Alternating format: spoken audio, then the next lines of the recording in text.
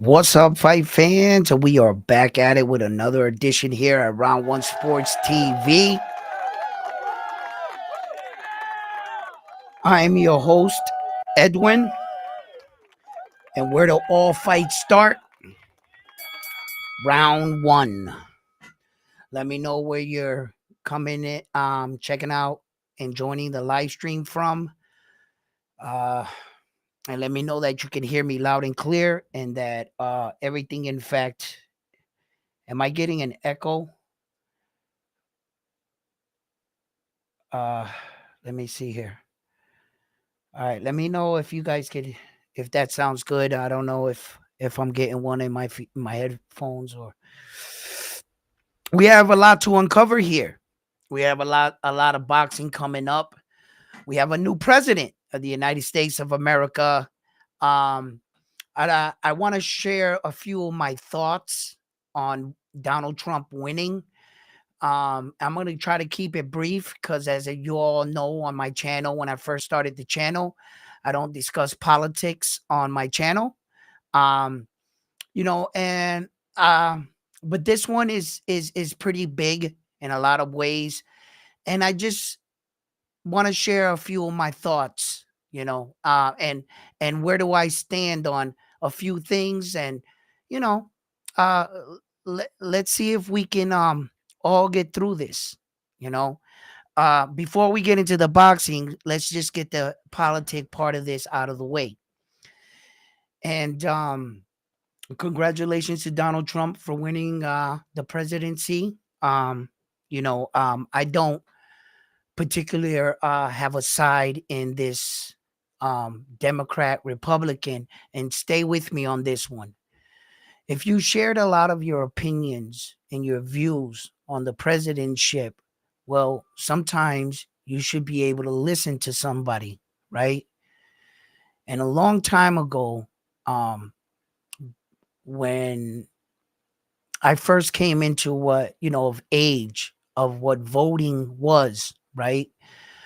Naive to myself, I actually really thought that voting didn't wasn't for me. I actually thought that my people couldn't vote. I was like, I didn't know anything about politics. And I was born in America, I'm Puerto Rican, but in my family, in my household back in that time, it wasn't it was a different era. It wasn't They didn't talk about voting in my house. So I never thought Puerto Ricans voted, to be quite frankly. As I got older, they were like, nah, you could vote. P. Diddy was on some campaign. Remember when he was all over, right? And he trying to get people to vote. I think it was for the Obama administration or something like that, right? And when it was presented to me, politics, the way politics work, I sat down at the end of the conversation. I was just as confused as the guy when he started. When he started to explain to me what a Republican was, what a Democrat is, um, when you start to see um, the games that they play, one party would promise you this, but when you go to vote, there's these weird questions on the ballot that I didn't sign up for this. And the only way I could vote for that, I would have to vote for this. I didn't like their system. I didn't like how both sides played tricks to sneak in bills on the bottom of these ballots and to screw people over when I thought I was voting for the good guy. I didn't understand the game. I didn't understand the the political's agenda. So what I opted to do was, rather than vote, right? I elected not to. Then some people would look at me and say, "Oh, you're what's wrong with America because you're not voting." So a long time ago, I got in a little trouble, and they put me inside of a box with all these other young men. And in life, it taught me a very valuable lesson. Very, very valuable lesson. That in there, they asked me to choose a side. And one day I was sitting back. I remember when I was a kid, I saw this movie like the West Side Story, I think it was. I think that's the name of it, where this girl fell in love with a guy from the other side. And their love was a forbidden love. They had to sneak. And if either side found out about it, and that movie taught me a lot because I remember asking my grandmother, I was like, Grandma, why can't they just be together? She, no, because this side does, you can't be with that. That taught me a lesson then that I revisited it later in my life. I revisited that later when I was there. They asked me to choose a side. I didn't like neither side. I didn't like what either side stood for, what they wanted me to do, what was their principles. I chose to stand on my own 2 feet. Rather than me going and vote on something I don't understand, I'd rather not hurt anybody's chances. It's not that I don't want to take the responsibility. Listen, people, I have enough problem dealing with the fact from the day I was born, my clock started ticking, the countdown to my death. I'm going to die one day. And you want me to partake in your political games when I have a lot more to worry about. This body, no matter how you view yourself, you're in a meat suit, all these phrases. Guess what? I realize I'm responsible for this body. If this body dies, I die. The voices I hear when I hear my thoughts, you hear these guys make memes about it. If you hear your subconscious thought, then what's this thought? Wow, then it has to be something else or whatever. Everybody got an opinion about. I realize whatever this is pretty highly advanced, complicated, but this is all I got. Once I die, the thought of reincarnation doesn't bring me closure because I know I'll never be me again. I'll never be me. I don't care if I lived on 1,000 or whatever happens when we die. I just know one thing. I'm just starting to learning how to love myself. Never mind I'm faced with the reality every day that things are here to entertain me, to avoid me from thinking, wait a minute, I'm growing older every day. Shit, I walk out my house, people getting shot all the time because of politics and all the kind of views. And you're asking me all the time to take a side. And back to picking sides. When I realized that valuable lesson right there about picking sides, I realized right there in that moment, their peace will never come.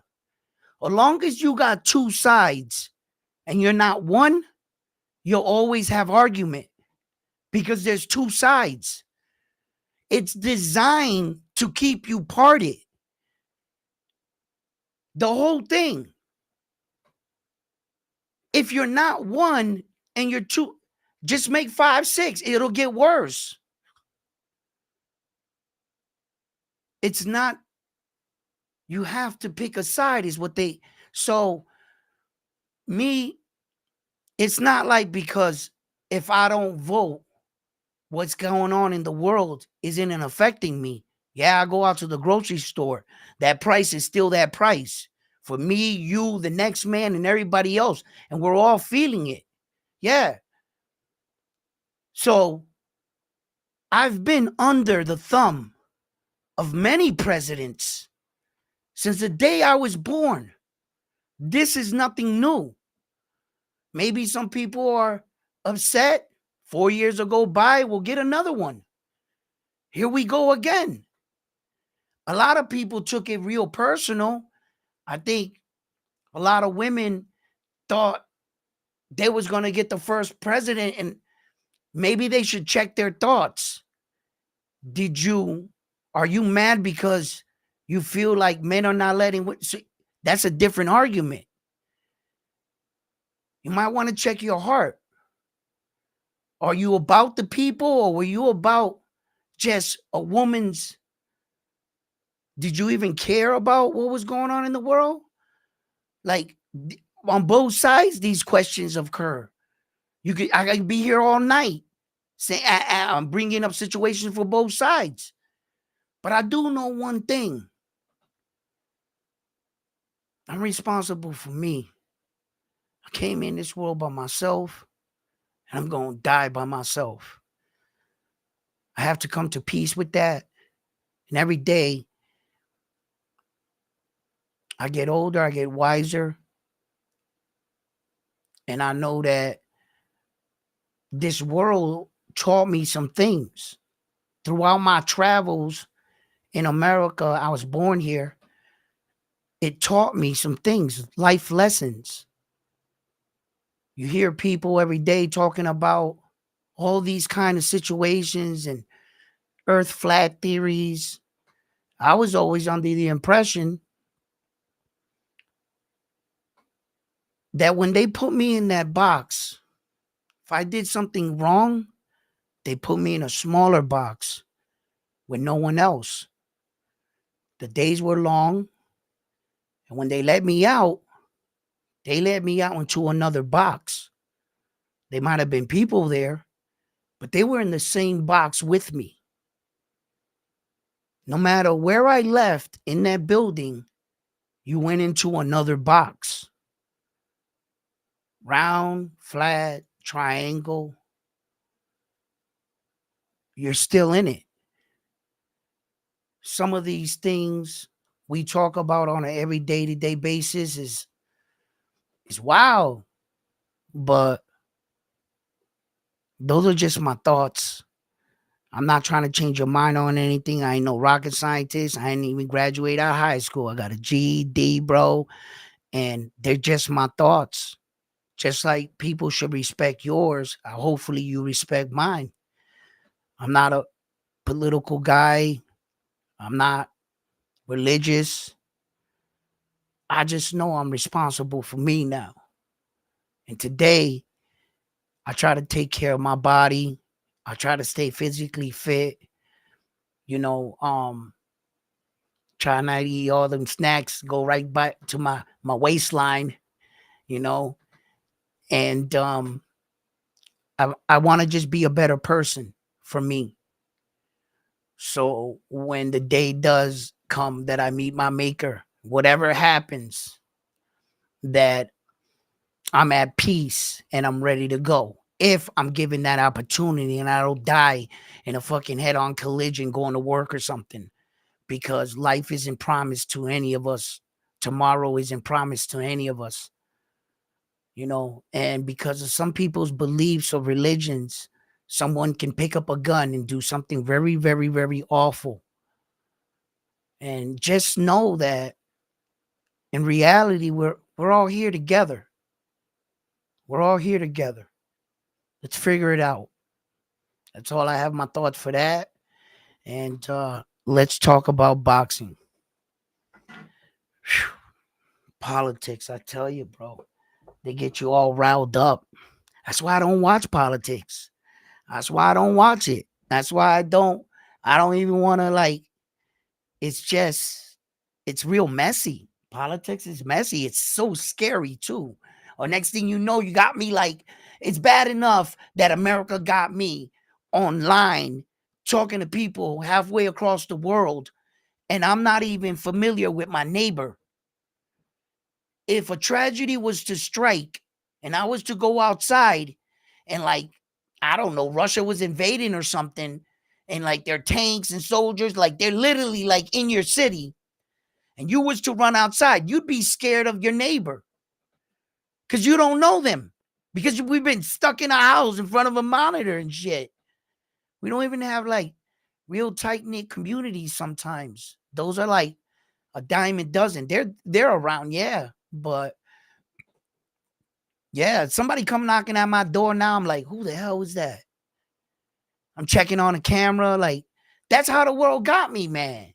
It's crazy, bro. It's crazy. It feels like every day we're like more imprisoned in our house in a way.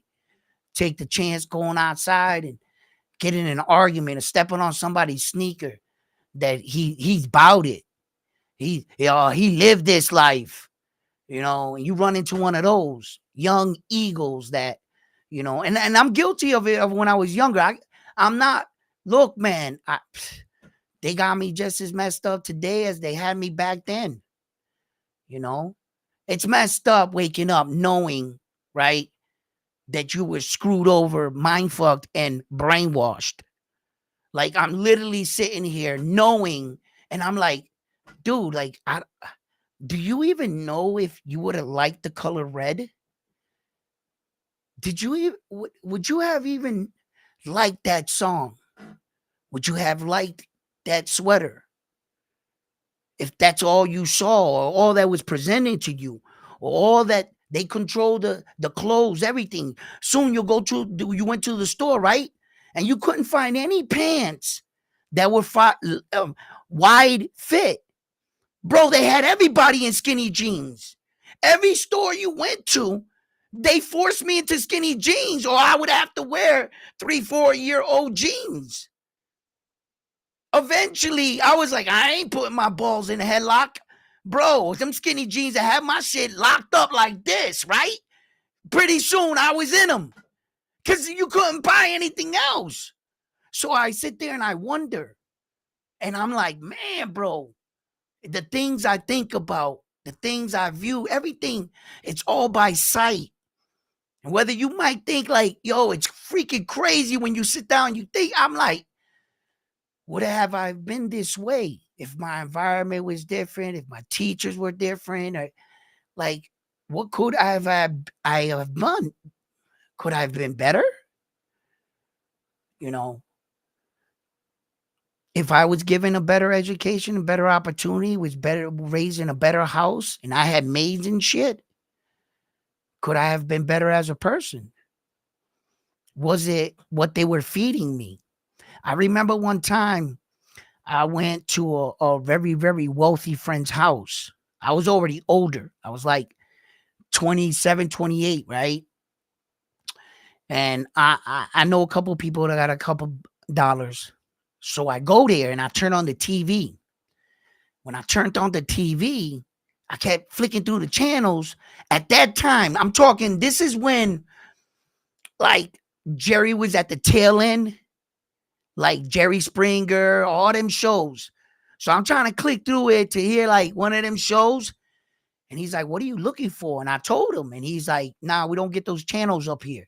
I'm like, what do you got? It's all fucking, excuse my language, Wall Street type stuff, educational cartoons, educational program, like everything is kids watching. And I was like, where did your cable come from? And he was like, same plate, but his dish was different, everything. And I was like, wow. So, and I knew then that the more your status is, the better your upbringing. And I was like, wow, like, so like it messes me up because sometimes I wonder, like, would I've ever liked it this or that? You have to learn somewhere. Somewhere, somehow, we take all this shit in, and this is what comes out. Whatever you are, So, yeah, man. But I don't choose to vote because I don't understand what they want from us. I don't vote because I don't understand their game. I don't understand the rules. They've been explained to me. They just don't make sense. It doesn't seem like it works. And Why play a game that has you that stressed out? Whatever's gonna happen is gonna happen, man. Like I said, I've been under the thumb of a president from the time I was born, and nothing else has ever changed, man. So, what's up, guys? How you guys doing out there? You think like that also? If we, yeah, we probably would have turned out different, bro.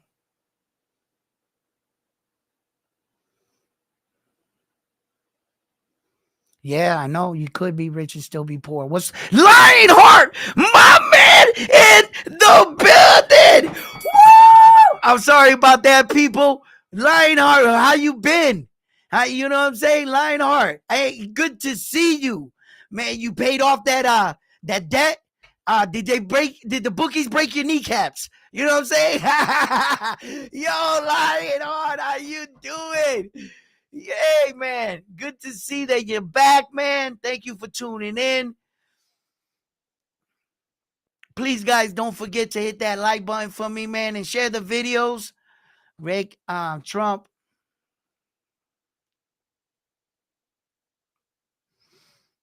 What's up, guys? Yo, man, it's like, guys, whatever your views are, those are your views. I suggest you keep them to yourself. A lot of people are really taking this stuff personal. Please, people, don't do nothing stupid out there. Think about your families, your loved ones. And I know we're going through some hard times. Some people are happy, some people are upset, but don't let that define you. It is going to be what it is. We'll get through this as a nation. I hope we do. Um, and we'll see what happens. It's 4 years. That's it. That's it. It's not like he can get another term, right? So, okay, let's. What if he does? I don't know. I don't know. I don't know. I don't got no opinion. I got no opinion. It is what it is. But let's talk about boxing, guys. You've been real good, Lionheart. Yes, I've been great, my brother. How you doing? Listen, we're going to talk about this fight this Friday. We're going to break down some of the that Latin night out in Riyadh season that Oscar De La Hoya's putting together. So first, let's touch on this fight with Kayshawn Daavis, and that fight card as well. There's gonna be a lot of good fights on that card. Interesting fights anyway. I think there will be some tough fights. Um, you got on that fight, right? Who was fighting on that fight too? That fight card. That was Ah, who was it? It was yeah, Isaac and Howard.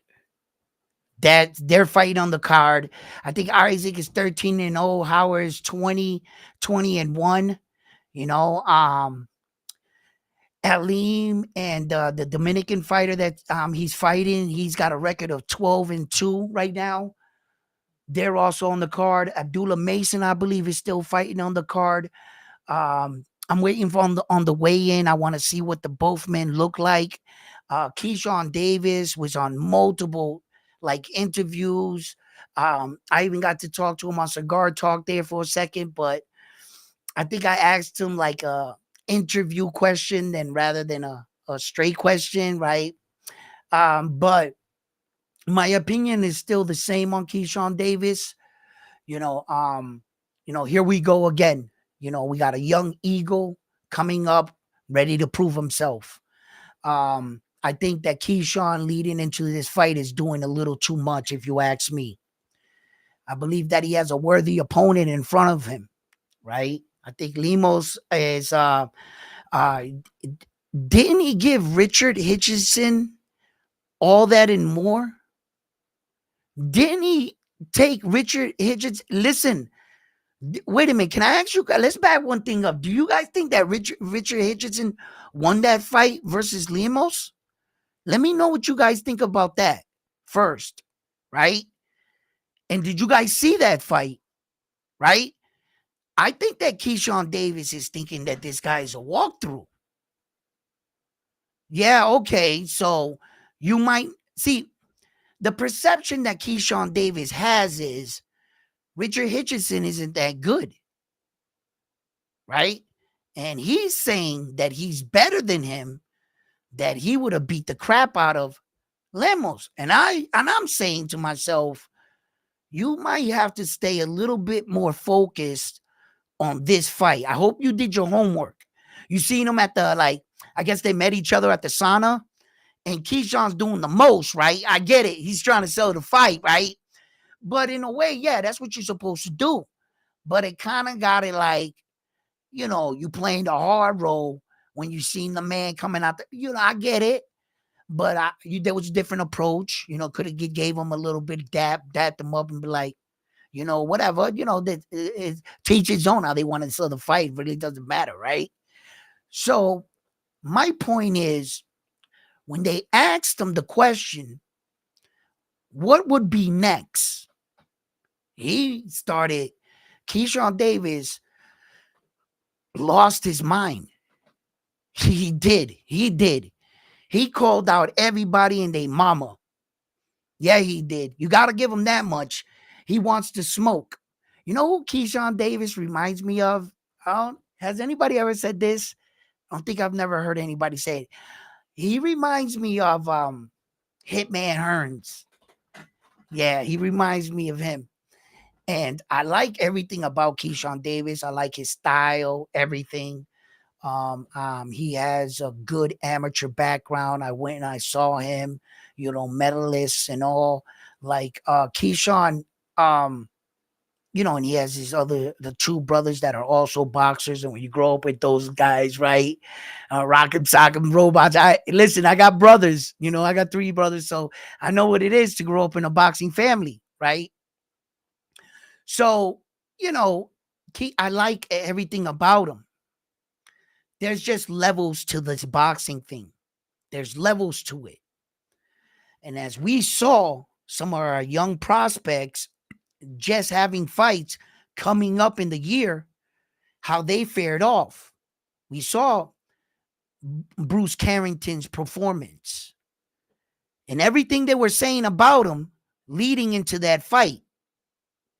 Most people think that the outcome was gifted to him because he is the next potential star. He had a bad night at the office, call it what you want, or he just wasn't ready. Call it what you want. I don't know what happened, but I know what I saw. And I'm reporting on what I saw, not what I think. That wasn't the best performance I saw out of Bruce Carrington. Right? Then we just all witnessed what happened in Schofield. Right? And to be honest with you and to be fair with the young man, before the knockdown, he was kind of pitching a shutout. He was doing good. I like how he boxed better in the first half of the fight versus, I think, his conditioning. I think that he got an adrenaline dump. I think it was a big night for him, for the young man at 22 years old, and that's what I speak of. There's a lot of different factors in boxing, and not just the factor of a guy boxing. You think because the guy's already boxing in a ring in front of a camera that the big event shouldn't affect him. Bullshit. That walkout and all those people, your family, it gets crazy. The pressure, I can't lose. You got to lock that shit out. That can hinder you as a fighter on fight night on the biggest stage. There have been men that had ice waters in their vein throughout their entire career until they got to the championship fight. And at the last minute of the bell or whatever the outcome was, that man knew he wasn't at his best. He knows it. He knows if he had to do it again, he would have fought a different type of fight. And that's going to eat at him. Right? So when when we're talking about these young fighters like Keyshawn, I get it.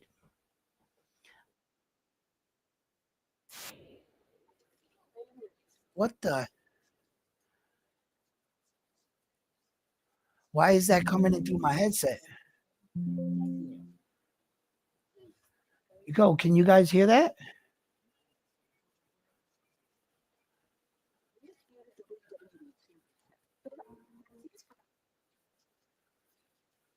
What the?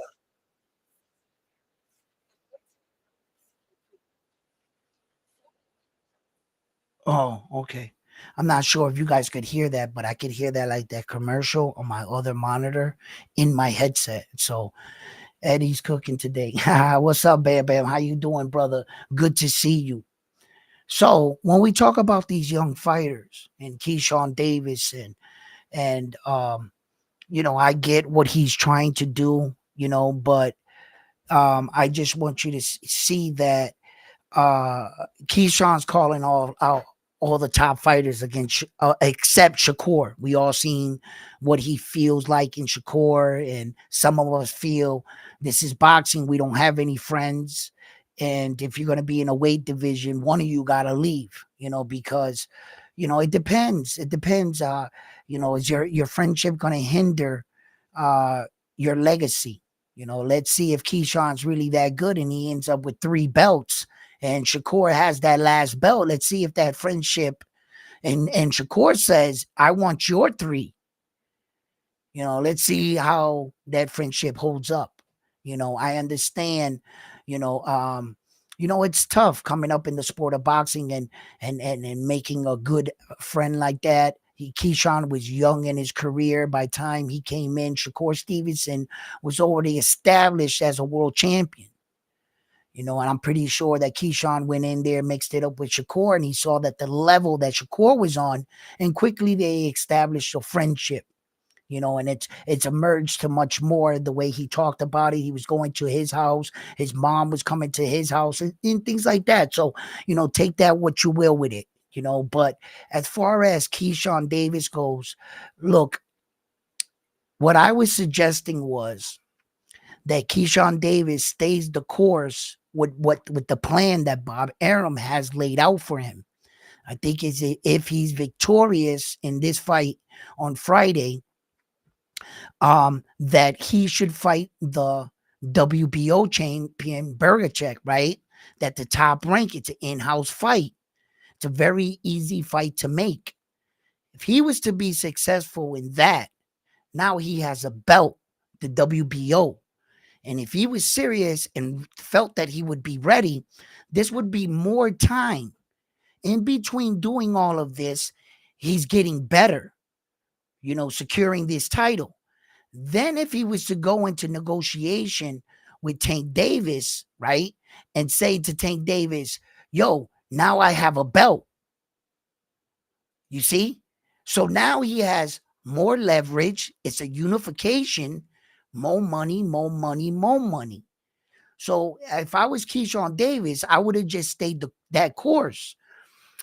Listen, nobody's saying that Keyshawn Davis is scared of Tank Davis in any way. Bro, I think if you let them two fight behind the building, they'll fight, right? But it wouldn't be profitable now, would it? No. Some of these fights, and some of these men need to earn their way. I think that Tank Davis is in a different part in his career, and where that Keyshawn Davis is down here, wanting a free ride to the top, kind of. With 11 fights, yes, he's ranked number 3 in 3 sanctioning bodies. Keyshawn Davis is now ranked number 3, yes, right? But, against who? Against who? And that brings me back to this point. See, you can't be mad or blame Keyshawn Davis for calling or shooting his shot. I'm not faulting him for calling out Tank Davis or any of the fighters that came out of his mouth. He knows what he's doing. He knows himself better than anybody in the world. And if Keyshawn Davis feels that he's ready, who am I to tell him he's not ready? Then damn it, he's ready. So now he has the responsibility to back up what he said. And I talk about that when the fighters get in front of the microphone and the fans say, yo, didn't you say this? And they bust out the video. Now the fighter want to catch feelings. For what? Weren't you the one that said this? Or this, what is this? All talk, right? So immediately, just yesterday, Kayshawn Daavis releases another statement announcing the fact that who he wanted to fight after this fight. Once again, here we go again. I'm like, wow. And then he's on the interview with his brothers, right?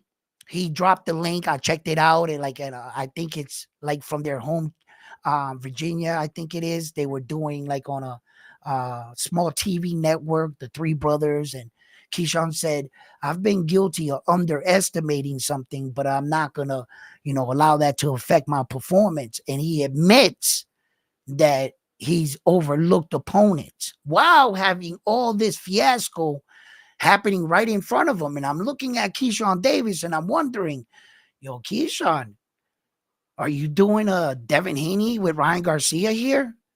You just assume that this guy is going to be easy money. Listen, son, you might have the skills to go out there and do exactly that. I think that you can go out there and wipe the floor with this guy and perhaps even knock him out. But now, what would that do for you in your head? Would you go back to the old Kayshawn Daavis? Would you go back to the Kayshawn Daavis that got a no contest because of weed? Would you go back to the Kayshawn Daavis that was taken off of a card for smoking weed? Are you going to let small victories weigh like you think you won the Super Bowl? Or are you going to turn into that fighter that I talk about? That fighter that as a kid going up through the amateurs, all he ever wanted was to become a world champion.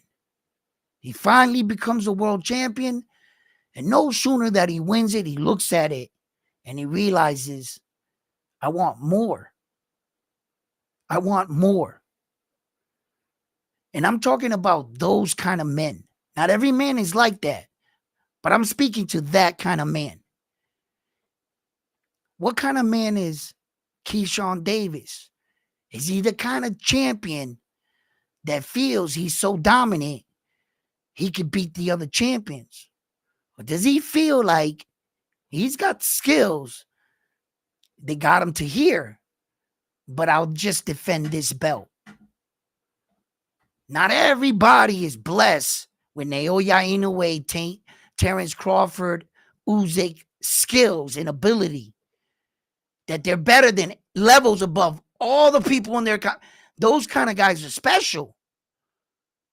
Styles, let's remember, styles make fights. Right? Now, Schofield, actually, I felt like was doing good. I later went back and watched the debate, whether it was a rabbit punch or a good punch.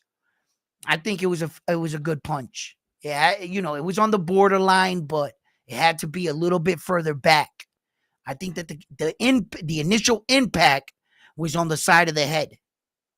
So it was what it was. You saw how hurt he was, but rabbit punches are really bad, bro.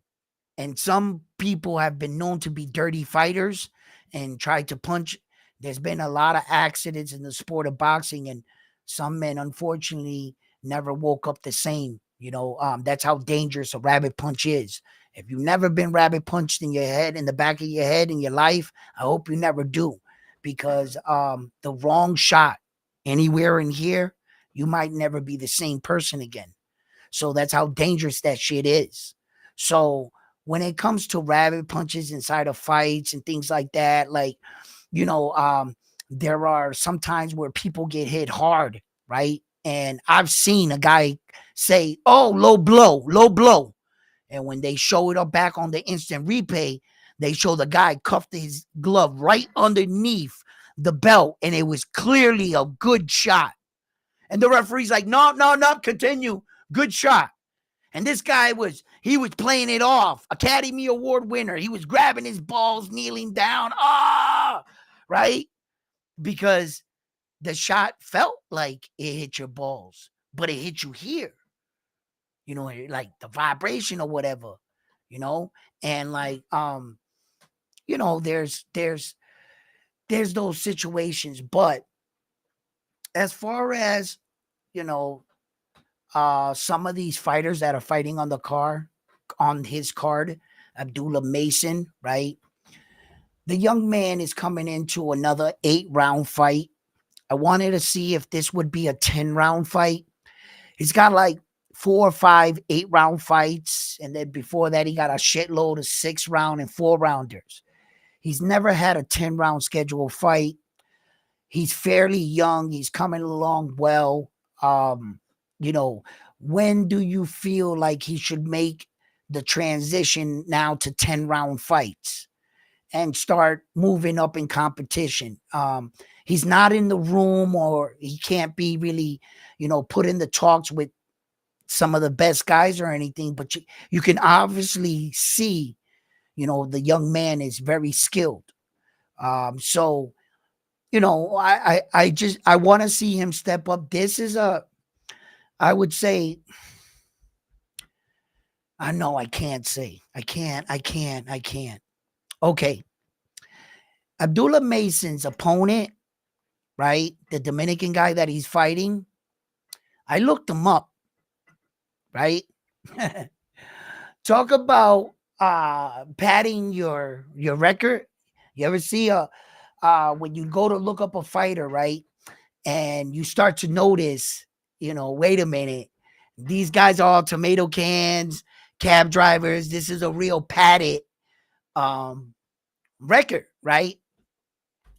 Okay, for instance, hold on. Let me get this correct, because I know I roughly know what it is, but I just want to make sure I get it right, because I've been known to speak fast, say a different name or something, and then people like really hold me to that, and I apologize for that. But sometimes but we all make mistakes, right, guys? Okay, so okay, let's go to him. Abdullah Mason. While we're here on his record right now, right? His last fight was an 8-round fight. He stopped him in the 2nd round. The fight before that was an 8-round. He stopped him in the 3rd, and etc. He's coming off 1, 2, 3, 4, 5 knockout streak before a unanimous decision where he went to 6 rounds, right? Okay, so his opponent, right? Okay. Dula. Okay. So Vasquez here has 26 fights, 5 losses, and the 5 losses he's been knocked out 1 time, right? He has 21 knockouts, 26 fights with 21 knockouts. So you're like, yo, this guy's pretty dangerous, right? He's like, yo, he's got knockout experience, right? Abdullah's kind of young. Let's check homeboy out. Dominican fighter. Okay. So when you go to look up his first, I would say his first 14 fights. Yeah, that's exactly what it is. His first 14 fights. In his first 14 fights, he fought 1 guy with a winning record. And the guy came into the fight 13-3.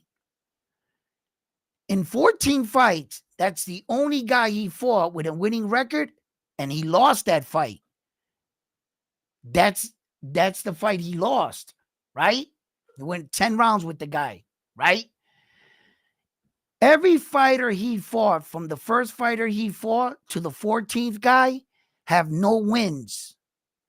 All his fighters he fought against were coming off their last 6 fights, 6 fights losing streaks, or starting their debut, or 3-fight losing streaks, 4-fight losing streaks. In 14 fights, he never fought anybody that won a fight. All 14 of his first fighters got a combined record of 0. Talk about padding your record. All those fights were fought in Dominican Republic, Santo Domingo. I don't think even if I say the guy's name, you guys would recognize any fighter on this list. No. Okay. So, I mean, it doesn't get much better in competition for him as he goes along. And you notice a pattern. Since he stopped fighting in Santo Domingo and he made the transition to come to America, since his first fight in America was in the Hard Rock Hotel Casino, right? Okay. So he fights in America. He was on a massive winning streak in Santo Domingo. His last 3 fights have been in America, and he lost all 3 of those fights. He's coming into the fight, right? And then, no, he won one just before the Abdullah Mason fight. He won a fight in America with a guy with another padded record. So I was like, wow, dude. I was like, well, his little 21 knockout, ratio, that's a padded record if I ever seen one. Now that's real cab drivers. And talk about tomato cans, the guys he fought. His first 14 fighters didn't have a victory, except the guy he fought that was in between, and he lost the fight. So Abdullah Mason needs to step it up in opponents. I understand that this is another 8-round fight, and they got time with the young man because yes, he is still fairly young. So let's see. What is Abdullah right now? Is he still 18, 19? What is he? He's 20 years old. He's actually older. So he's 20 years old now. That's good. He's getting older. Okay, good. He's not so much of a, as a young man. He's still, I don't believe he got his last bit of strength yet, his man strength. So Abdullah's still going to be coming into his own. You're going to be seeing him getting bigger, perhaps moving out through other divisions. You're going to start to see his frame change. And as he starts to develop, and with each fight in boxing, you're going to get to see this kid unfold. I believe that he's going to be a world champion one day. It's up to Abdullah and his team, to decide, when and where to make this transition. But I would like to see him in like 10-round fights now, and the competition get a little bit, because we know he's good. And he's doing what he has to do against those kind of guys. So because a lot of these guys are coming up right now, Kayshawn Daavis was, one of the fighters that he mentioned that he wanted to fight was Andy Cruz. And I'm just like, doesn't Andy Cruz got like all of 4 fights?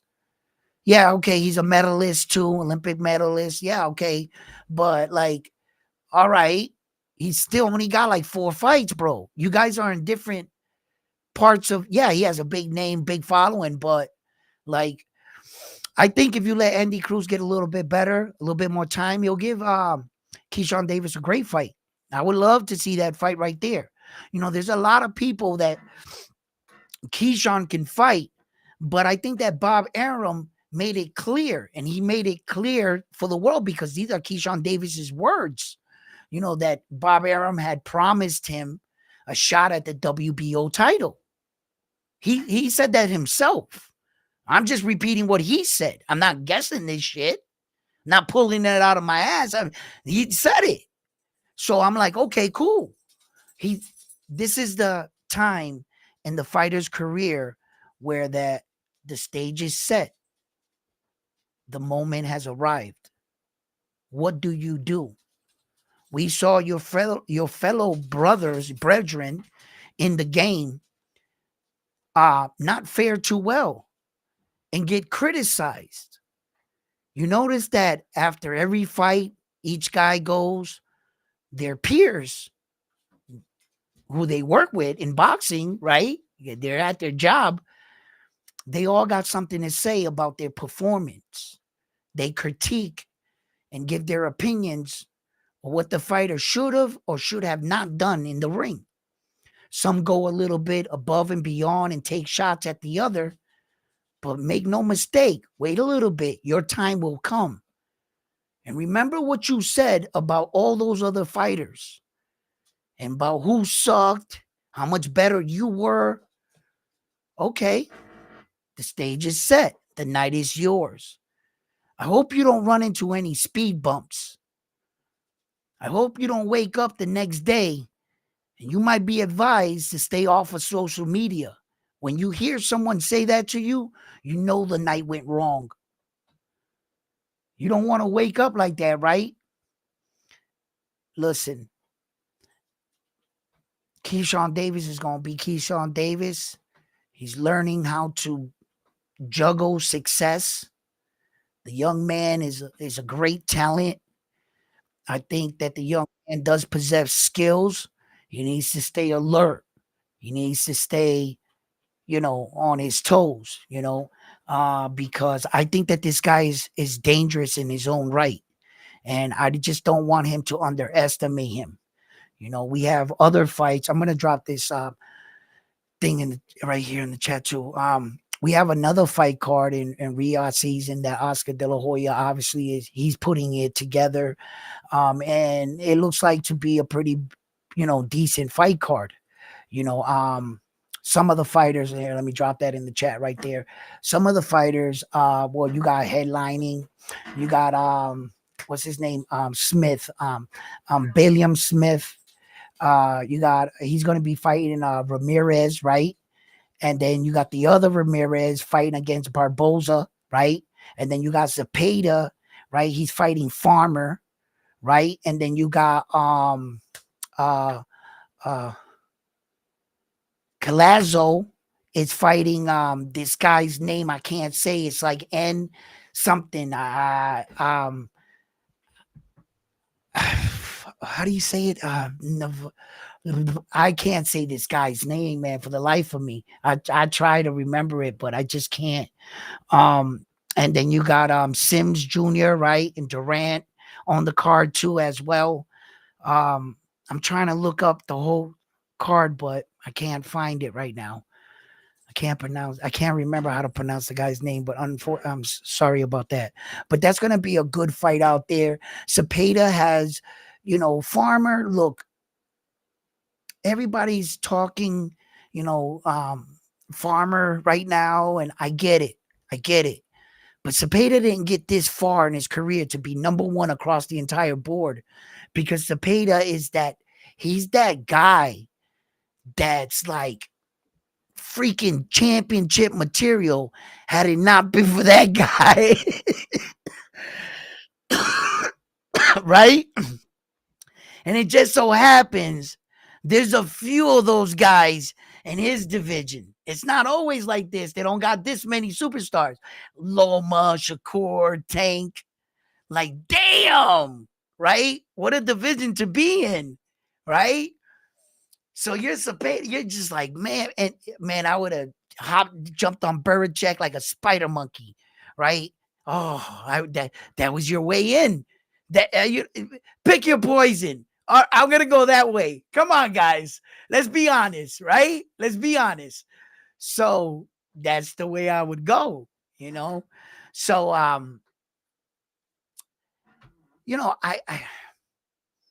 think that Farmer is a good opponent. He's good. But the thing is that styles make fights. They got a similar style. And if I was to break down both their styles, Zepeda does it better. More volume of punches, harder punches, and the pressure is that much more. If Farmer falls into a fight, a slugfest with Zepeda, I think it's going to favor Zepeda. I really do. I think he's more slicker on the inside, and he's Zepeda, his face, his shoulder, everything is like This is how he fights. He welcomes that. And I think that Farmer he'll fall to Cepeda. Yeah. I think so anyway in that fight. And then on the same night that we got the Kayshawn Daavis fight card, let's talk about it. Subriel Matias is fighting on the same night. Do any of you guys realize this? Right? Okay, right. Well, no, the next day. Subriel fights the next day. My bag. I thinking too fast, right? Is it the next day? Yeah. Subriel fights September 9th. Kayshawn fights the 8th. Who fights on the same day that I'm thinking of with Subriel? There's another fight that fights with Subriel on that day. I thought it was gonna be another. To tell you the truth, I thought it was gonna be Subriel fighting on the same night that Tank Davis fought. Remember his last fight? Subriel fought in Puerto Rico. Tank Davis fought on that night. And I thought it was going to end up the same thing, the same way. Yeah. Because remember, Tank Davis was supposed to fight on November. What was the date? Right? Can anybody help me out with that? What was the date again? November what? I thought they was going to land on the same. I was like, shit, man. Fucking, they always like trying to like rock my boy Subriel Matias, man. Let him breathe. Let him have his own night. But I know for a fact there's another big fight going on as well as the Subriel fight. Now, right now, for some reason, I'm having a brain fart and I can't remember which fight it is, but I'm more than certain of it. Okay, I got to put it together. It'll probably come to me in a second. But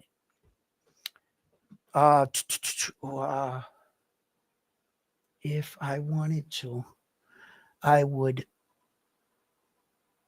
Okay. All right, let's find that out. Let's see. This fan is not working. No wonder it's not pointed at me. She went and pointed at herself. She saved herself. What am I looking for? I'm looking for the news about. I'm looking for the news about Okay. Oh shit. Y'all heard about this? Ike at 51 years old is making a comeback. That's crazy. He sees Mike Tyson in the ring. He says, I can do it too. I'm coming back. Ike Iwabuchi. Yo, he was in one of the most epic heavyweight fights I have ever seen. And that man right there. And he fought that Hawaiian dude. What was his name? Yo, it was one of the best heavyweight fights. Man, he was like a Hawaiian Mike Tyson. What was his name again? Oh my God, bro. He was a great little heavyweight. And they went at it, bro. That's gotta be one of the best heavyweight fights I actually ever witnessed. Yeah, if I had to be honest. Like, that one was great. I mean, Mike Tyson actually was in some good ones. You see those footage and those videos of Mike Tyson bobbing and weaving and slipping punches and then knocking the dude out and shit. It goes to show how good his coach trained him. Mike was real skilled when Mike had his head on, straight. I mean, for as long as that lasted, he became the undisputed champion at 21. I believe he's still the youngest undisputed champion of all time. At 21 years old, he had all 3 belts. He was in a 3-belt era. Yeah, I don't think anybody had accomplished that young. He got shit too fast. He's a beast, man. He was a beast. Sure thing. He was the real deal. I'll tell you that much. Let's see here. Okay. One of the other things I wanted to address too, was the Naoya Inoue, however you want to view it, 3 billion yang. They reported the 19.7. I went back and I looked at it. I saw Tim Bradley's reaction to it, and Tim Bradley says that in fact there was a lot less money, that the dollar amount in their money is being miscalculated. Okay. And that's where they think that the confusion comes in the amount of money. Okay. So, but my questions got answered. And it was the fact that they wanted him to wear his t-shirts or be like an ambassador for Riyadh season, you know, and that would bring more fans, because obviously if you put the best fighters in the world in Riyadh season, it would mean that's where you're getting the best fights in the world. So the men and women that would sponsor that represent their label, it's just another way of, you know, you ever see like the World Series of boxing where they had all the fighters enter to a tournament and the last man standing kind of thing. So that was the World Series boxing's thing, a tournament.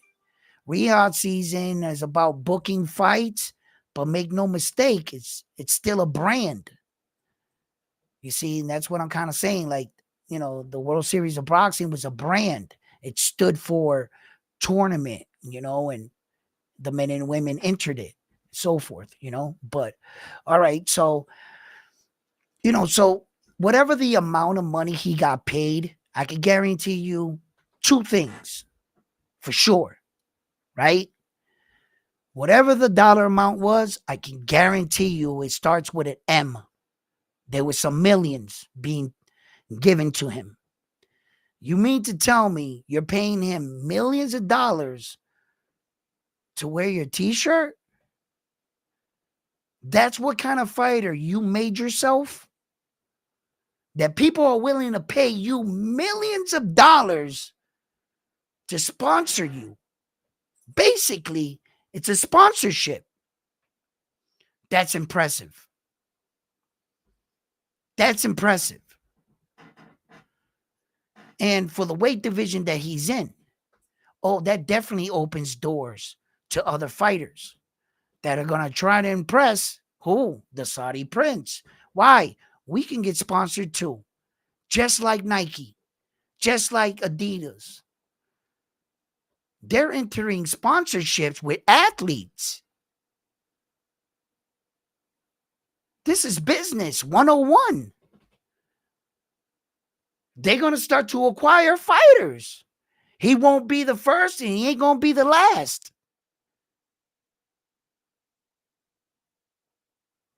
So I see where, the business side of boxing, we have a lot of big fights coming up right now.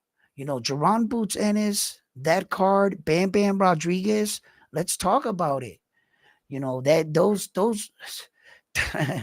yeah. Now they're gonna have to show up and show out. What's up, guys? What's up, Jonathan? How you doing in the building? How you guys doing tonight? Mark's in the building. Bam. Jackie, you can hear that? Bam Bam's in the building. Rachel Donaire is in the building. How you doing, Rachel? Frontline in the building. Let me get you. Boots. Carlos, how you doing?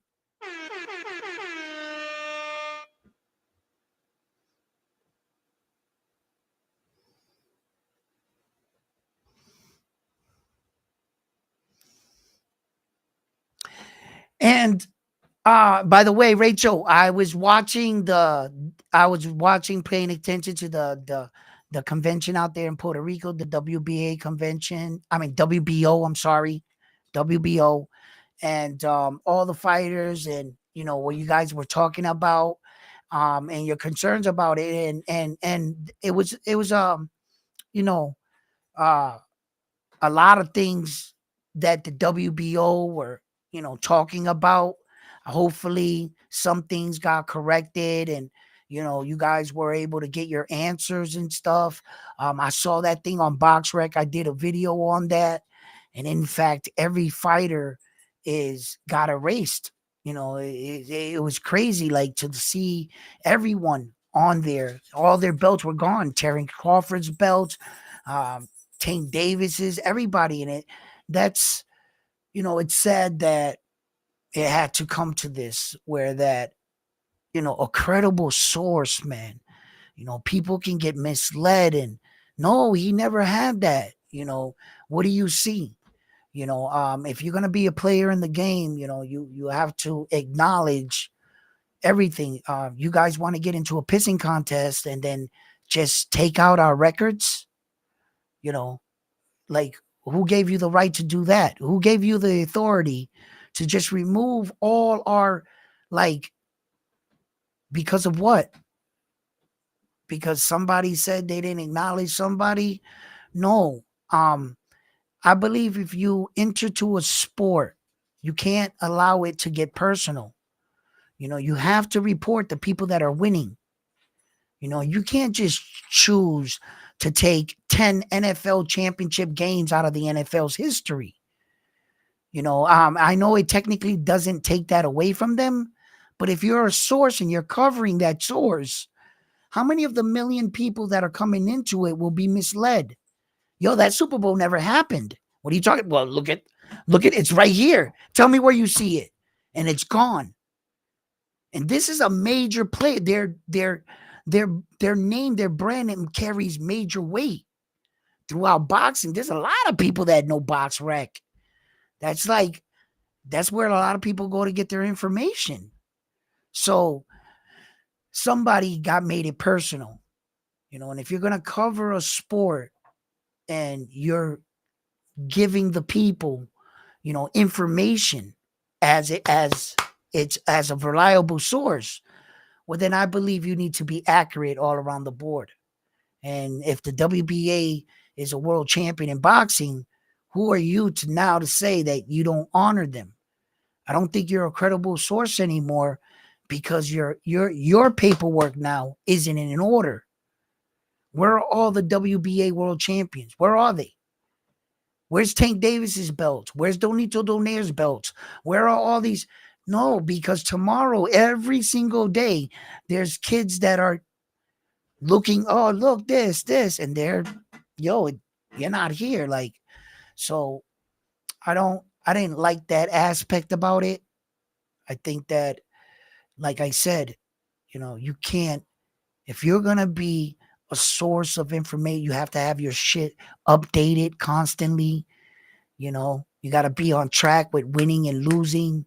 That's the way it has to be. So now Box Rec got me not going to their site, because I've already been in situations where I was looking up fights and trying to say, well, this guy's been in 4 world title fights, when in fact he's been in 7, because 3 of those world title fights happen to be for WBA world titles, and they don't show up. So it's also going to fuck up my reporting. I've been guilty of that already, because I'm trying to explain one thing and I'm getting my information from Bob Rec, and I keep forgetting all the WBA titles have been taken out of that. So now, like I said, it's not working for me no more as a credible source. So I haven't been. I don't even know if it got fixed or anything, because I haven't been on it. But if it did, it did. But yeah, I can see where that would mess up a lot of people, and it would, because I don't want to keep beating the horse, but that's what it would be.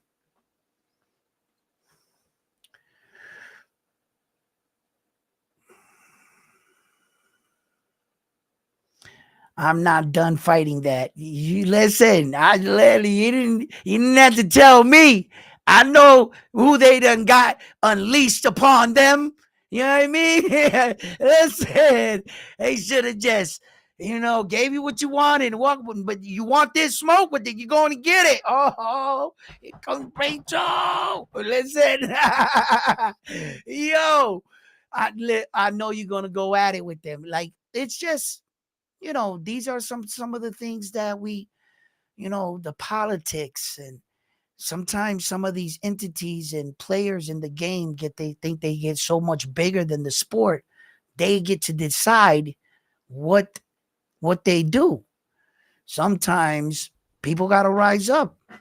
Who knows? Maybe Rachel will open up her own website and put up her own list of champions on a daily basis and get it popping and get people working on it. And that's where we'll go get our source of information because of our passion of wanting to put out the right information on websites where people can look up and our champions can be remembered in the proper way. And the things that these men and women do will never be forgotten or overlooked. You know, a person's belt listen, you know, whatever your career is, whatever you decide to put your body, your life's work into, it should never be overlooked. And when some of these people have big names and they have a big voice and they can connect to a lot of people, they have to have that responsibility. You can't get personal. You know, whether this guy says, "Oh, we accept your thing," however it happened, I'm sure you could have worked that out. You didn't have to rip everything off. That was just not the way to go. You're literally messing up the record books for information for people like me that report back. When I study a fighter, I break him down. I go to see his championship run, reign, whatever he has. I dare you, I dare anyone. Let's do the Boxing Rec challenge. I dare you to go to Boxing Rec right now and type in Gervonta Davis. When Gervonta Davis comes up, bro, that shit's gonna look naked as hell. When you look at it, you're gonna look and you're gonna go, he won one belt here? And it doesn't have nothing because it just so happens a lot of his belts were WBA. And listen, if you go look up, it would give you a false sense of who Gervonta is. Them interim belts did anyway, but he did solidify 2 weight divisions, so he's official now. But yeah, when you go look it up, type Gervonta Davis. Bro, that shit is naked. He looks like a below average fighter. His record right now. They got him looking messed up. And that's what I mean. When I go to report things, the Frank the Ghost Martin fight is for no belts on Box Rec. It has no belts. So when you go back to look for that fight and a fan says, yeah, I can see it right here. It's clear. It's right here. That fight was for no belts. I think that causes confusion. Don't you?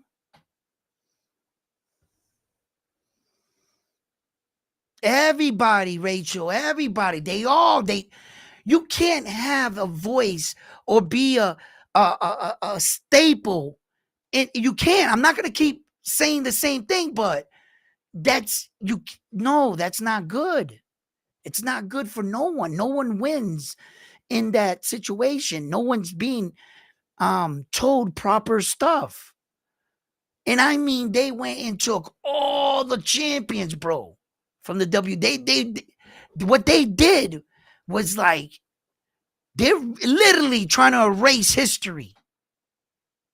And you can look at it and take it like that. From being a champion. What are you trying to erase me from the history books? Luckily though, Box Rec, like I said, they are big. I mean, they're not the Hall of Fame. They're not the people that tally up your career after it's all said and done. That's where it counts. What did you do? Not everybody has a Hall of Fame career, but I believe everybody would like to be acknowledged and represented the right way. You see? Nobody wants to be forgotten for their life sacrifices that they made to become world champion. This was not something you just rolled out of bed and achieved. This is years and years of injuries, years of training, dedication, sacrifice, commitment.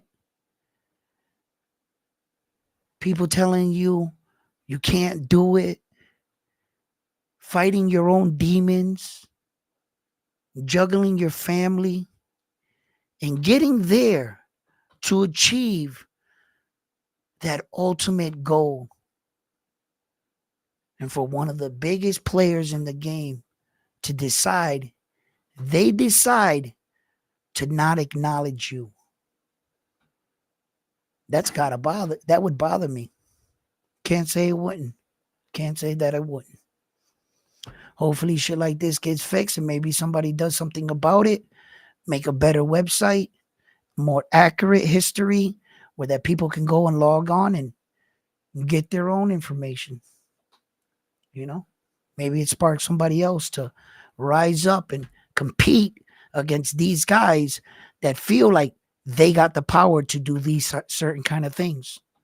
So, yeah, Robert Donaire, everyone, Rachel, they're all gone. Trust me when I tell you, I did a video on it, and I was shocked. I was shocked. You know, I know exactly what you're talking about, Rachel.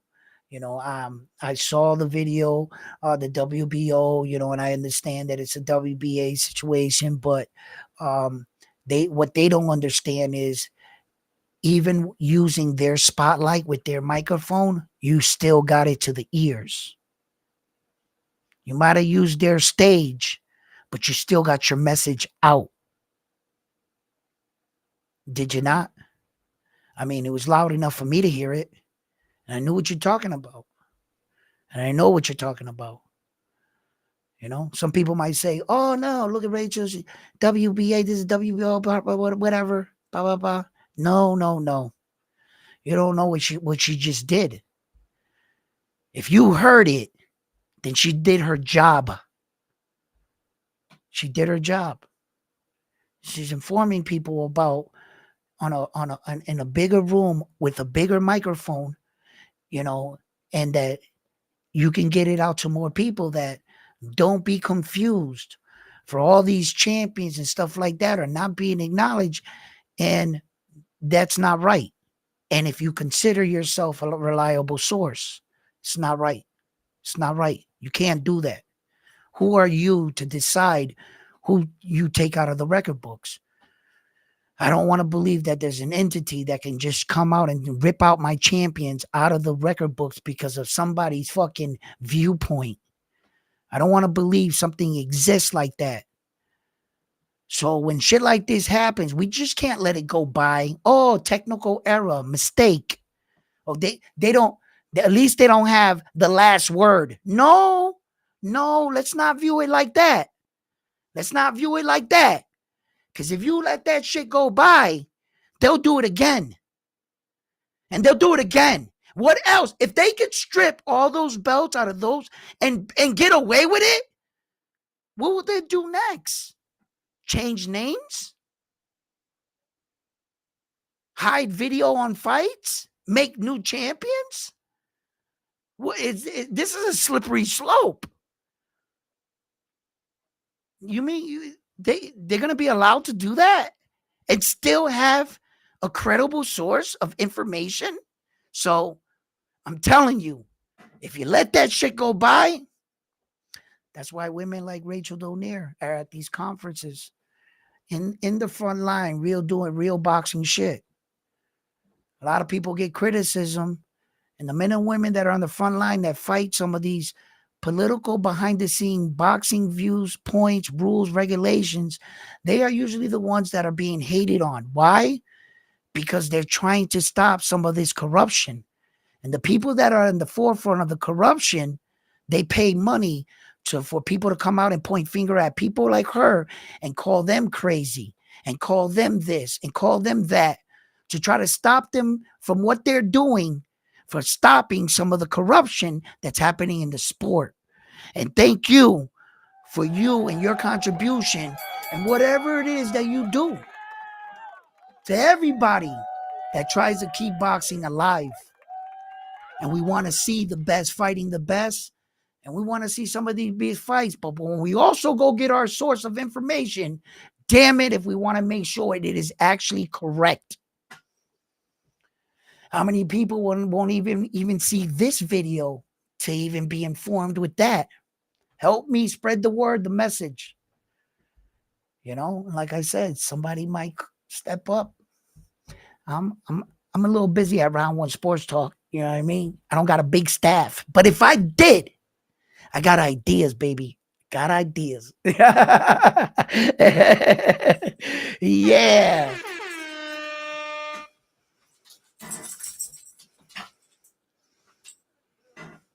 Come on, Frontline. We're not in school here. We're not checking grammar. All right, dog. Like chill. Mark says,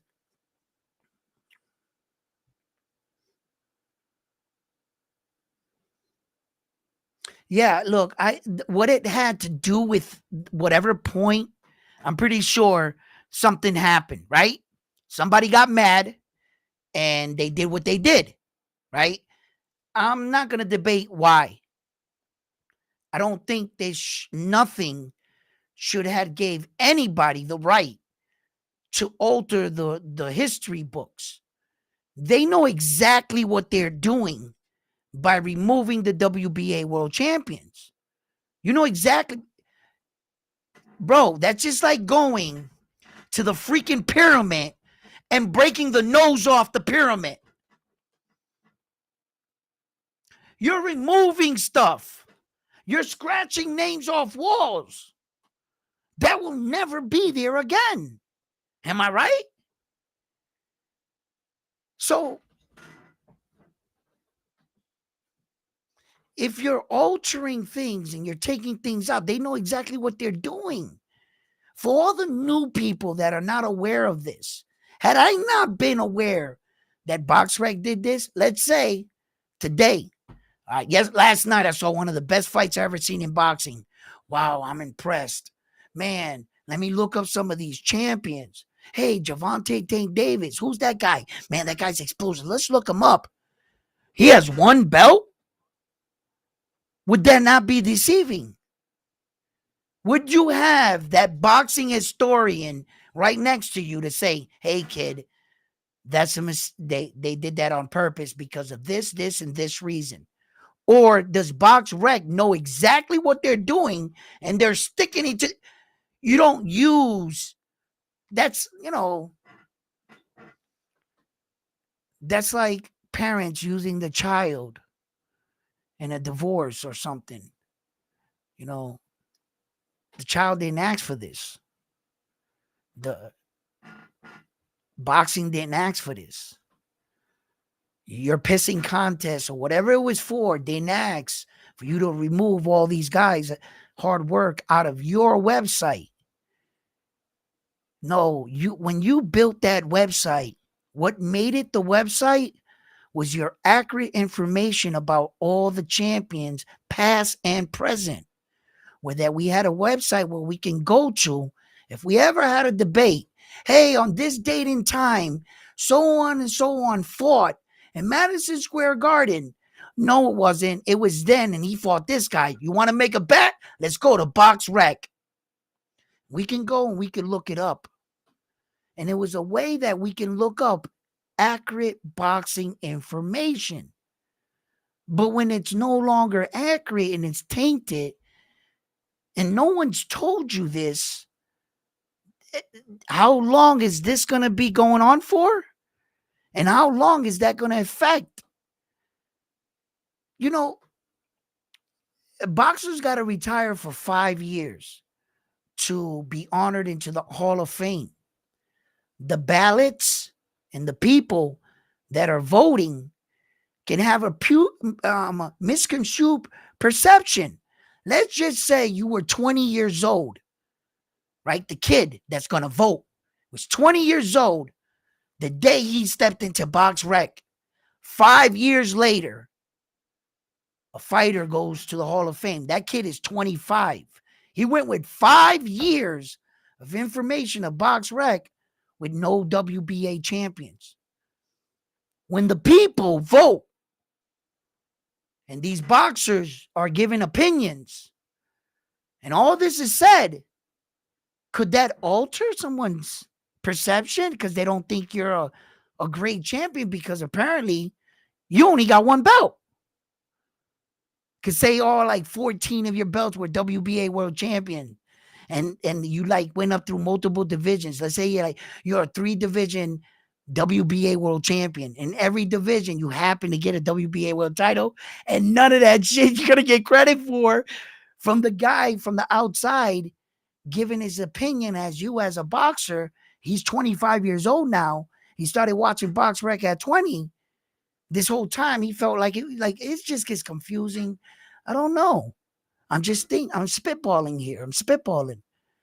Like, what are some of the bad pros or cons of something like that? I just believe that it has to be fixed.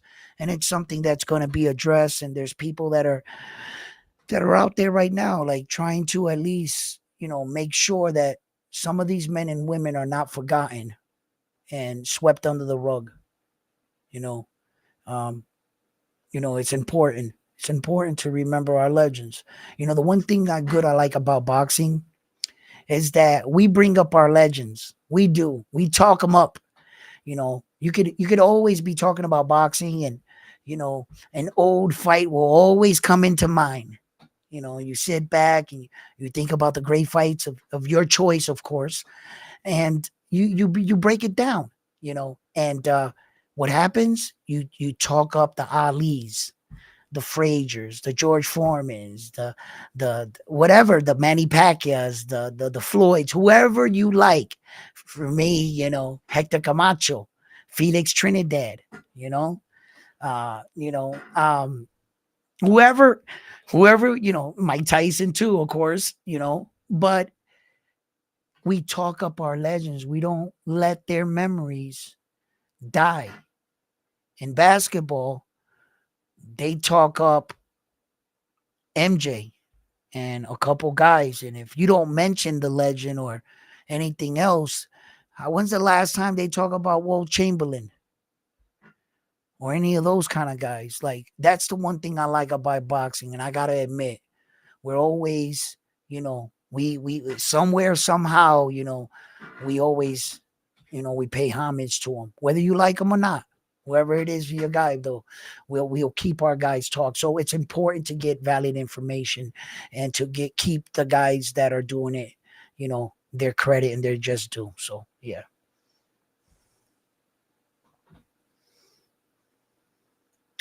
Gustavo was fighting too, right? Is that the one that's what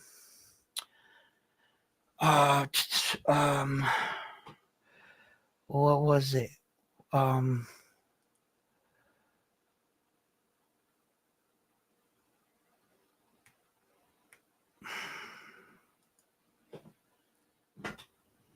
Who else is on that card? Who else is on that card, guys? Okay, let me see this. He's fighting that guy from the US.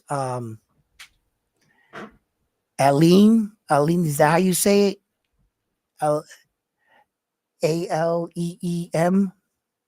He's fighting him. Is that the Dominican dude? No, that's a different dude. Hold on. No, that's a different dude. I'm guessing this shit. Hold on. Yeah, he's not fighting him. No, because Aleem dude is fighting the Dominican dude. Yeah.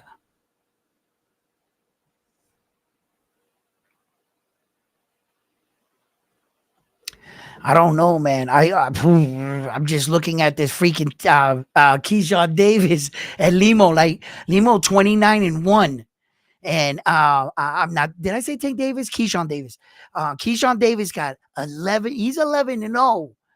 Kayshawn Daavis, man. Look, man, I like I said in the beginning of the video, I like Kayshawn, man. He's good. He's good, right? The Ring magazine got him ranked 7. The IBF got him ranked 3. The WBC got him ranked 3, and the WBO got him ranked number 3 right now. Right? Okay. He's got like 7 knockouts, right? He hasn't fought anybody that, you know, okay.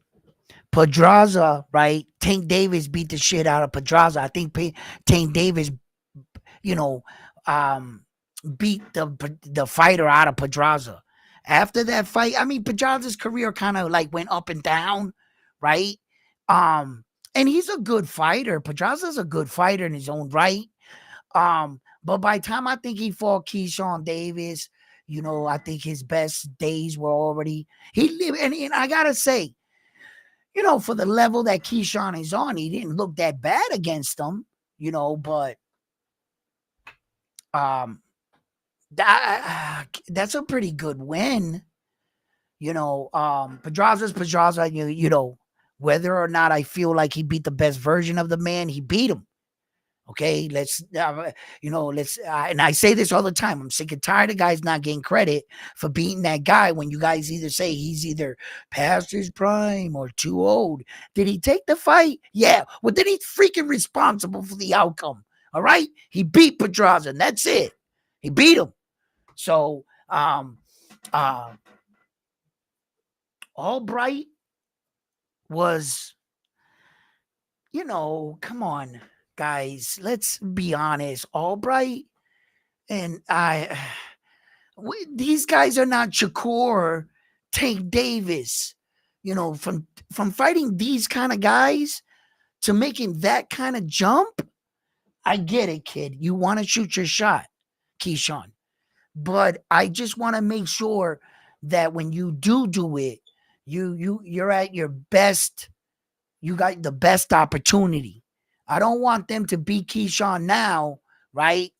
When he's still fairly young in the game. I get it. The fighter doesn't, when you start winning, you start kind of believing and you're sipping your own Kool-Aid. And I get it.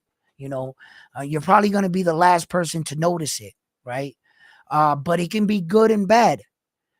Some in this sport, you got to have the confidence and you got to dream big. Sometimes you got to take opportunities and you got to take that leap of faith and that chance, that you're ready to do this. He's not a little dude for the division. He's a big guy for the division. He's long, he's rangy. Kayshawn is a strong dude. He gets caught, he gets touched up in his fights. I've seen him, get a little wobbled. I've seen him have good performances, a little bit lackluster performance, if that's what you want to call it. I just think that as you get better, your competition's going to get better. Sometimes you get fewer knockouts. Sometimes you prove that you were levels above them. That's where you start to separate yourself. I think that Kayshawn Davis is in a unique situation, but I just hope that he's not overlooking Lemos. Yo, Lemos, I'm trying to tell you, bro. Go look at that Richard Hitchens. I don't know if everybody's not remembering this stuff, right? But he's not a bum. By all means. And I get what, Kayshawn saying, yeah, I'm not Richard Hitchens. Africa, I'll beat Africa's ass. Yo, I hear all that. In boxing, talk is cheap. I'm going to keep it real. And as long as you keep backing that shit up, then all of a sudden, it's no longer talk. It's facts, baby. Can Kayshawn be that next superstar that proves he's ready for the smoke? With every victory right now, his future is in his hands.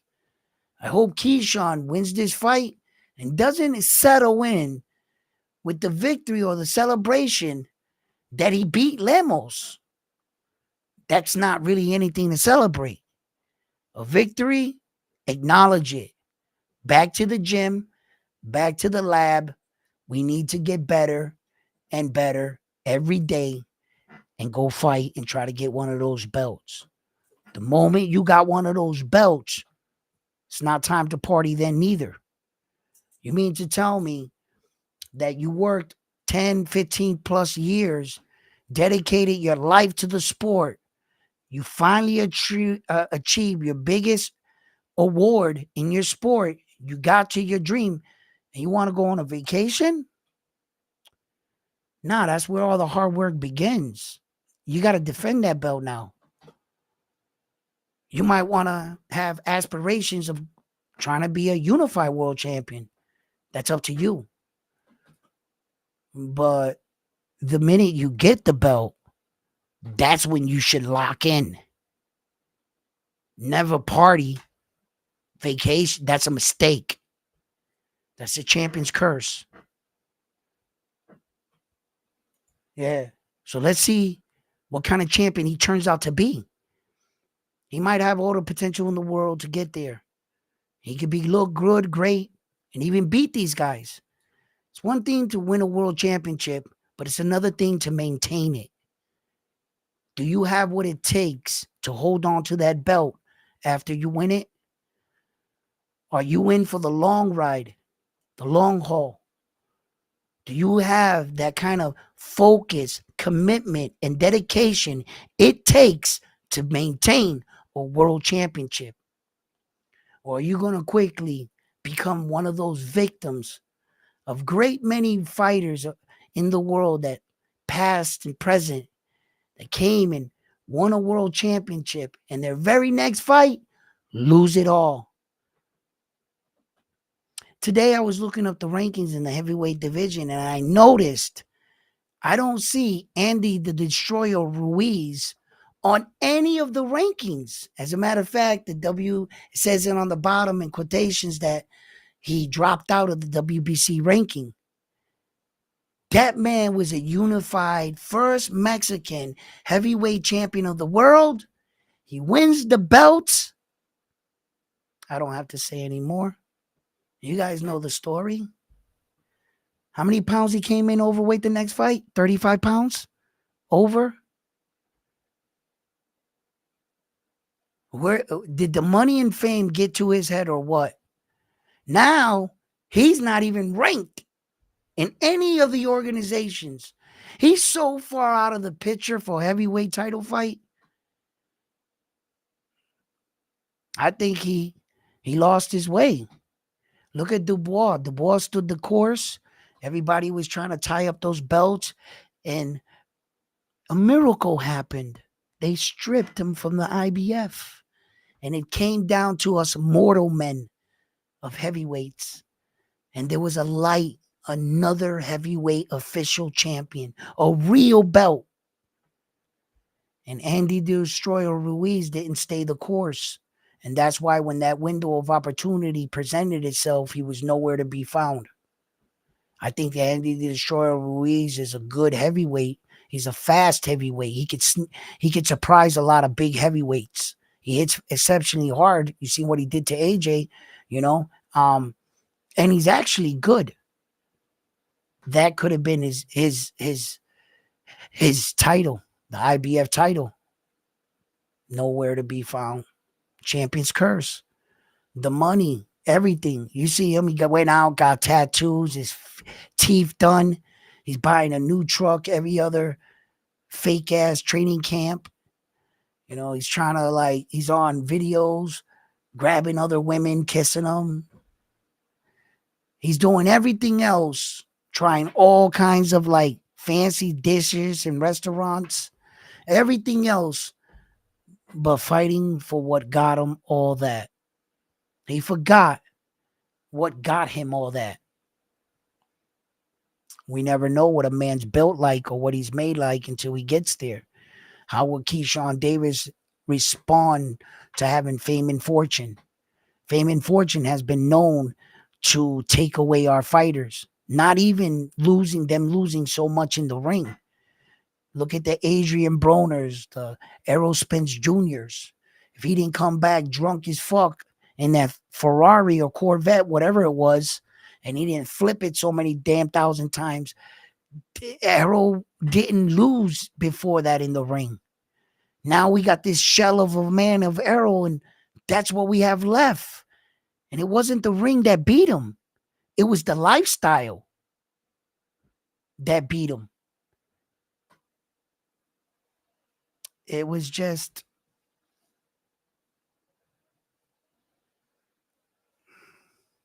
there's a lot of cases, sad cases like that. I thought we were going to watch Shakur Stevenson go to prison for the rest of his life. Didn't he drive there with the guy that shot Takeoff in the head? And then he left? I know if I went anywhere in the world and they got me on surveillance camera and I pull up with my homeboy and he shoots somebody in the head and I leave, doesn't that make you an accessory? A co-defendant? They got names for shit like that. Shakur Stevenson was this close from being in a situation where they would have took his life away from him. What if Shakur Stevenson got shot in the head? He was right there. Them dudes starts busting off bullets. Say, man, a bullet bounced off somewhere. Boop. Wasn't even meant for him. Bing, bing. You were there. What are you doing? I know. I get it, bro.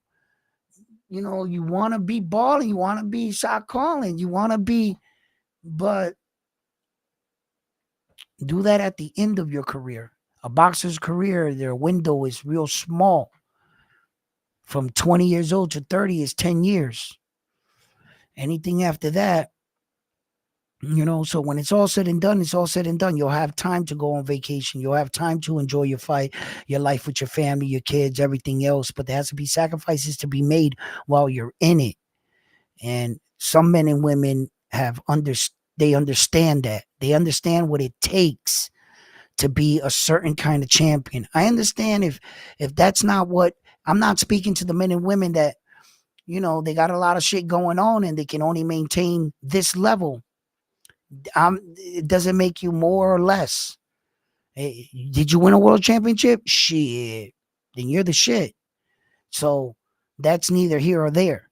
But, you know, having good support groups behind you and everything, that's really important. And I believe that a lot of these fighters need that nowadays, and proper information. And these are some of the top stories that we talk about and things that are happening in boxing.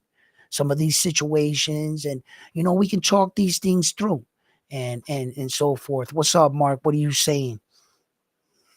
Okay, Rachel and Mark here are talking. Okay.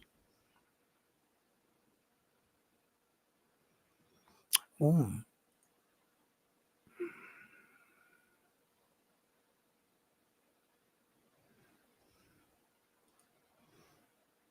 no.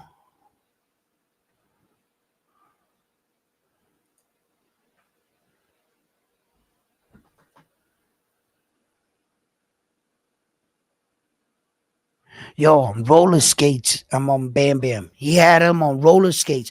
And anybody that hasn't seen that fight, I advise you to go watch that fight.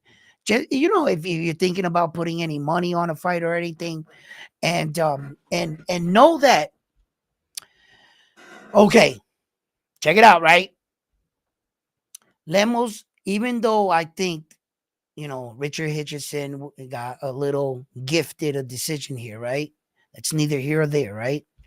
He was good enough to do that to him. Richard Hitchison now, they're feeling it's good enough to fight Liam Paro in Puerto Rico for his IBF title. So if Richard Hitchison is good enough to fight a world champion, that he fought Lemos that did that to him. And Kayshawn Daavis has never competed or fought for a world championship. But this guy, his last fight, that guy fighting for a world champion, you know, lost. But he was that good to be there, to be competing against those kind of men. So this is a real step up for Kayshawn Daavis. Depending how he looks, then we'll talk about it. We'll talk about his performance. I mean, I'm pretty sure if Kayshawn goes in there and shoots a dud, he's going to get a lot of criticism from all the fighters that have already fought, that he had a few choice words about their performance What did he say about Schofield? What did he say about, all the fighters at the Teals? You see what he said about Teal and his dad. He's challenged all the fighters from 135 to 140. He's taking on a lot of enemies because he sees that you know what?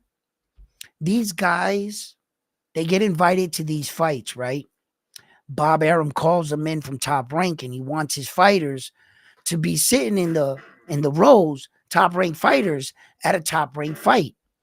And it builds for better fans. Fans buy tickets. They know that on any given top ranked fight, you're going to see top ranked fighters. So that brings out celebrities, basketball players, football players, hometown team guys, all kinds of people come out because they know that that's going to happen. So when Kayshawn Daavis, right, this thing with Tio, right, and him calling out all these fighters,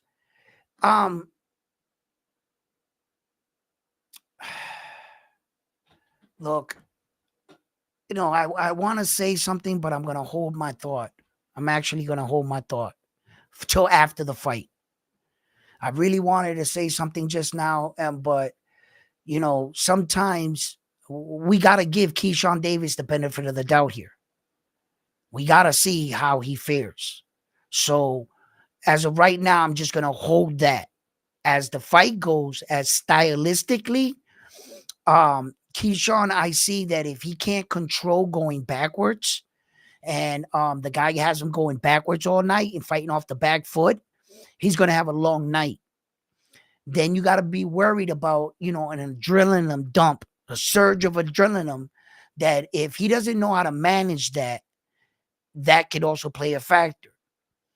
Is he ready to go into the later rounds that he doesn't really have late round experience? I mean, he went the distance, yes, okay, but this is a real step up in opponent. This guy, Lemos, he's smart. He's pretty smart. His entire career, he's probably been dealing with the slick American style or athletic fighters. What's gotten him to this point in his career is finding out how to deal with much slicker and faster guys. That's why he's in the position he's in. And he's been around the block, It's not like his level of competition has been real high. No, okay? But for that level is where I'm talking about. And he knows how to, fight with that slick style, athletic, like Richard Hitchison. And he was setting him up and he was catching him. And Lemos was making reads. And I like that because not all fighters make reads. And so, although Lemos, when I say these things about the fighter, don't automatically assume that I'm putting him at the top level of making reads. Like every part in the game, there's levels of how, some fighters can figure you out. A good fighter, he can figure you out between 6 and 8 rounds. A good fighter, he'll have you figured out between 6 and 8 rounds. A great fighter will have you figured out between 3 and 6. He'll have you figured out. And an elite fighter, he'll make adjustments in the moment. In the moment. You do that mistake too many times in front of him in that round. He doesn't need to go back, talk it over with his coach. He saw that little whatever tell you gave him, and he's going to make you pay for it. Those are the elite.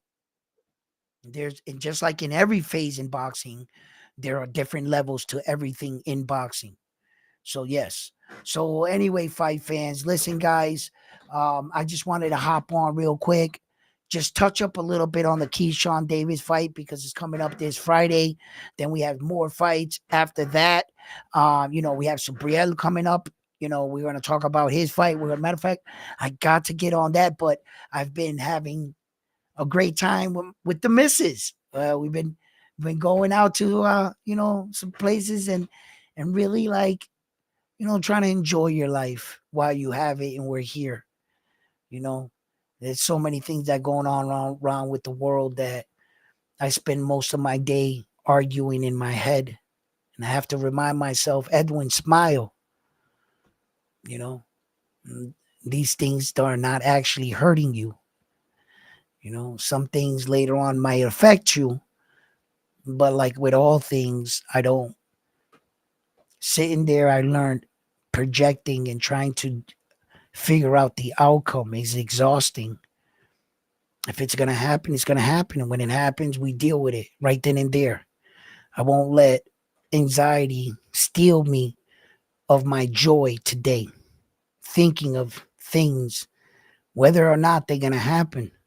So love yourselves, learn to love your neighbor, and let's not allow any more separation.